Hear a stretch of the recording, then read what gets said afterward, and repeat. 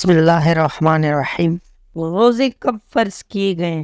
سوال: ماہ رمضان کے روزے کب فرض ہوئے اور کیا پچھلے امتوں پر بھی رمضان کے روزے فرض تھے؟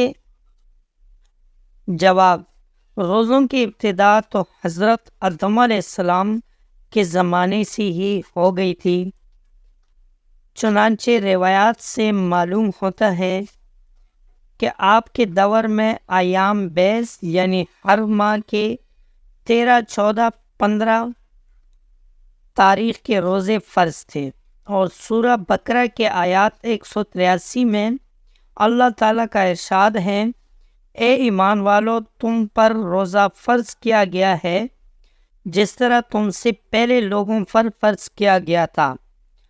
یہ آیات حضرت آدم علیہ السلام سے لے کر حضرت خاتم الانبیاء علیہ الصلوۃ والسلام تک تمام امتوں کو شامل ہیں۔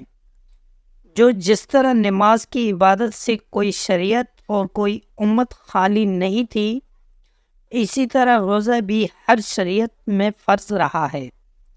البتہ پچھلی امتوں کے روزے تمام حالات و صفات میں مسلمانوں کے روزوں کے برابر نہیں تھے، مثلاً روزوں کی تعداد، روزوں کی اوقات، اور یہ کہ ان ایام میں رکھے جائیں۔ ان میں فرق تھا۔ رمضان المبارک کے روزے دیگر امتوں پر فرض نہیں تھے، اور اس امت پر رمضان المبارک کے روزوں کی فرضیت ہجرت کے 1.5 سال بعد 10 شعبان سن 2 ہجری کو مدینہ منورہ میں ہوئی۔ دوستوں، آپ کو آج کی ویڈیو کیسی لگی؟ امید ہے کہ ویڈیو پسند آئی ہوگی۔